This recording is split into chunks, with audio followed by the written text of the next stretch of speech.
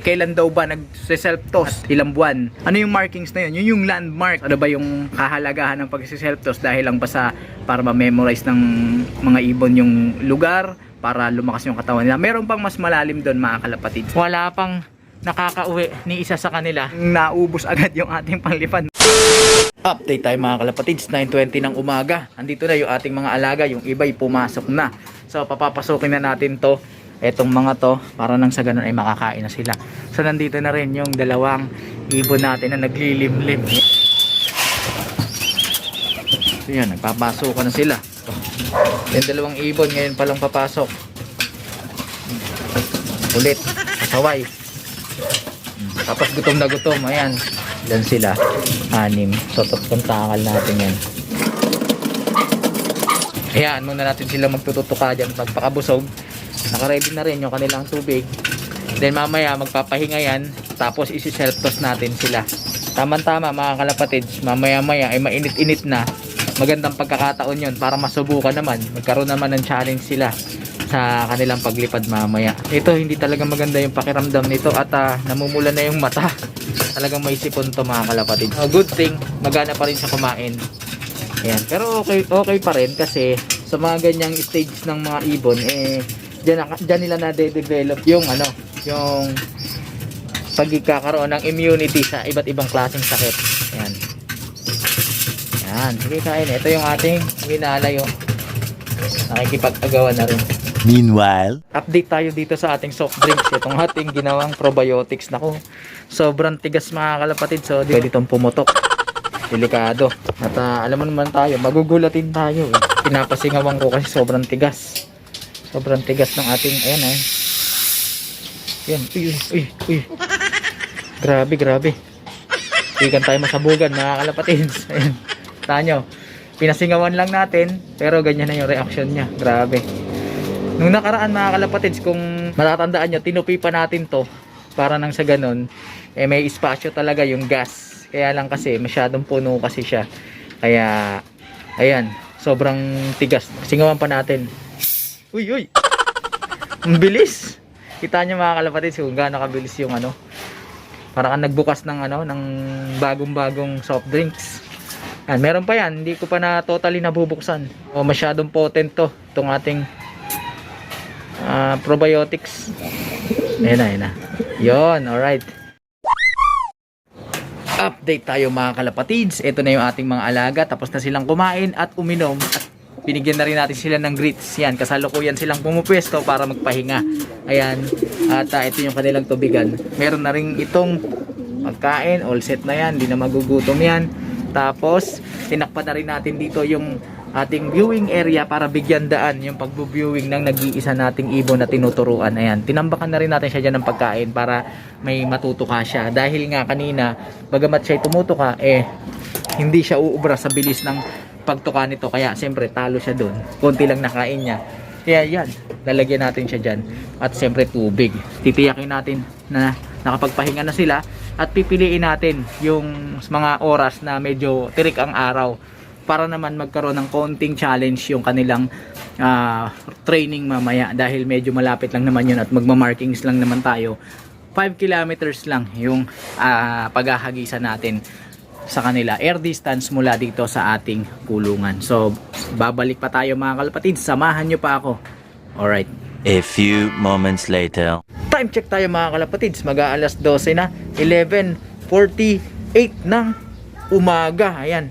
At sobra tindi ng init ng araw. Tama-tama yan mga kalapatids. At narito na yung ating training box. At ibabasket na natin yung ating mga alaga. Iwan lang natin yung naglilimlim mga kalapatids. So 5 yung ating dadalahin. So samahan nyo pa ako. Ibabasket ko na itong mga to. Alright.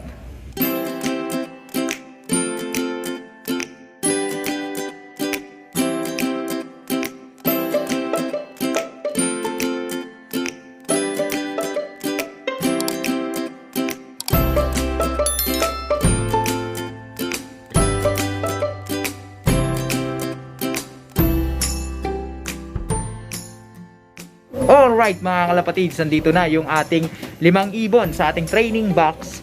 At itotos na nga natin sila. So, ibabiyahe ko na yan. Doon na lang tayo magkita-kita sa release area. para safe yung ating maging biyahe. So samahan niyo pa ako mga kalapatids. Let's go! 75 years later. Alright mga kalapatids, nandito na tayo sa area na ating pagre-releasean. Mainit at mahangin ng malakas. Yan mga kalapatids, medyo tinanghali tayo ng dating dito dahil mabagal lang tayo sa pagpapatakbo. Medyo traffic kasi kahit tanghaling tapat, 12:25 ng tanghali. Malakas yung hangin mga kalapatids at sana wag sumerga yung ating mga alaga. So pagpapahingahin lang natin ng ilang minuto yan, and then saka natin sila i-release. Dito natin sila sa walang init mga kalapatids. So samantalahin natin tong init para nang sa ganon ay lumakas-lakas yung kanilang stamina. So ito yung ating kailangan. Ang dahilan kaya tayo nagtutos ng ganitong oras ay dahil nga gusto natin palakasin yung kanilang stamina sa ganitong kainit mga kalapatids. A few moments later. Siguro pwede na natin tong i-release at isi-set up ko na mga kalapatids yung kanilang training box. Alright mga kalapatids, pakakawalan na natin. Konting katok lang. Tapos alright, yan na.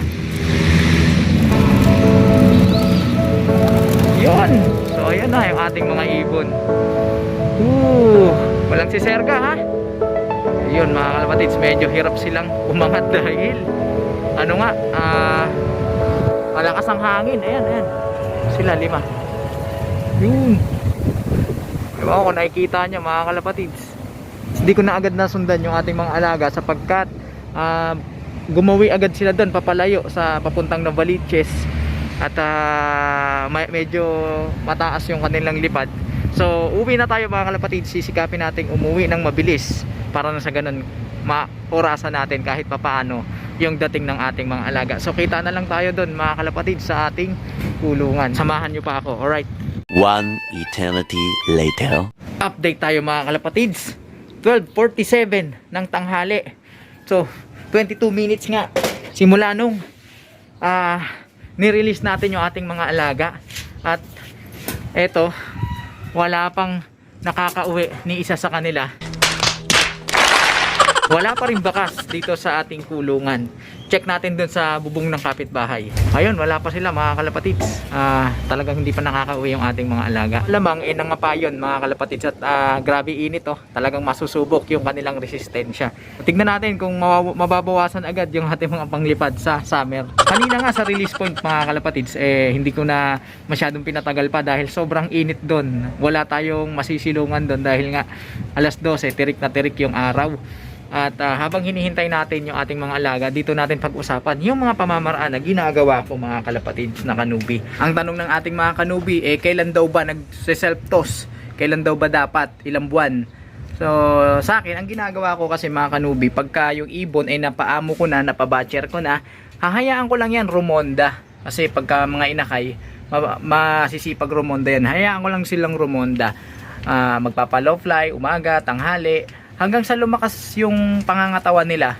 And then kapag ka nakikita ko na sumasama na sila or naggugrupo-grupo na sila at hindi na sila nagwawatak-watak rumonda, tapos hindi na sila yung nag-acrobat. What? Alam nyo yun, yung parang naglalaro sa himpapawid. Pagka nagagaganon pa sila, hindi maganda yun mga kalapatids.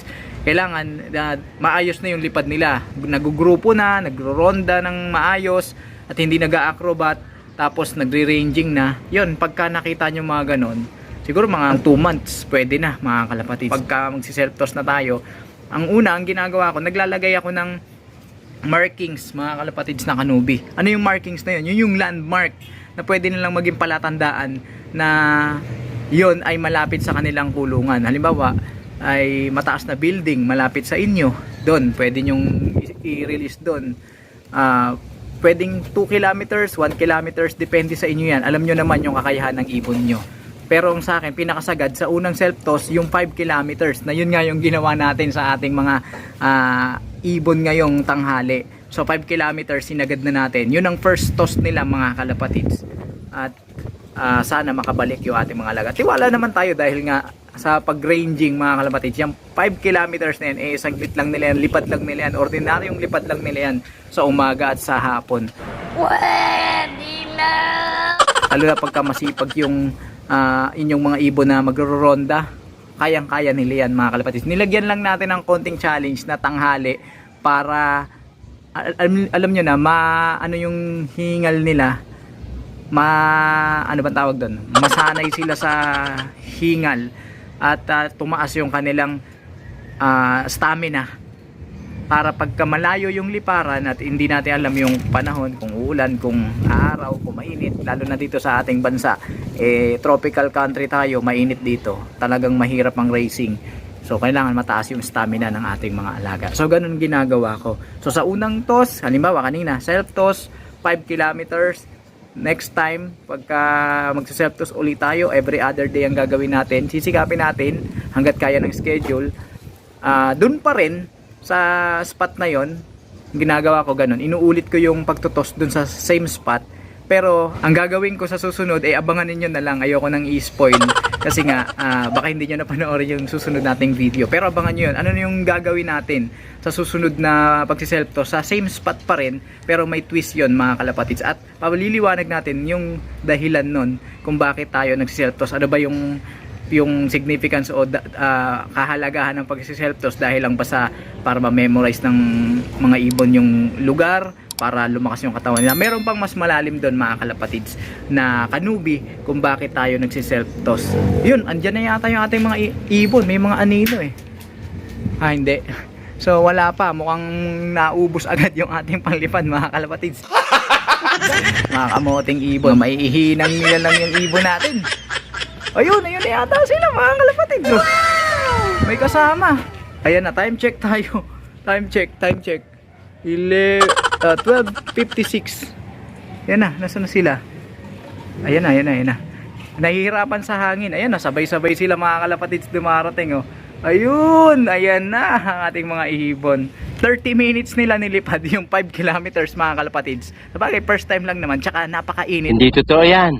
At yung hangin napakalakas. Talagang hinahampas sila. Bola lang yan. Tawagin na natin yan para sila ay makapagpasok na at makainom. Ayan na, kompleto sila mga kalapatids. May kasama pa silang isa, sumabay pero humiwalay na rin. Ito na yung ating mga alaga. Nagbabaan na. Ito yung isa, yan, medyo hingal na hingal sila.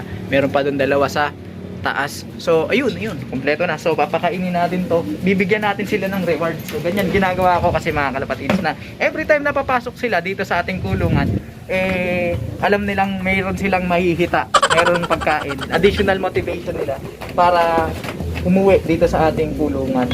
Hoy, doon. Huwag na magtatatambay. Ano tayo dyan sa derby? Pag nagtatambay kayo. Pasok. Sok. Yan. Yun. Kayo. Yung dalawa pa sa labas, ayaw pa pumasok. Yan. O, tiyan mo, may reward kayo, di ba? Pagka umuwi, may reward. Pag umuwi, sige, uwi kayo. Ganyan lagi gagawin nyo, ha?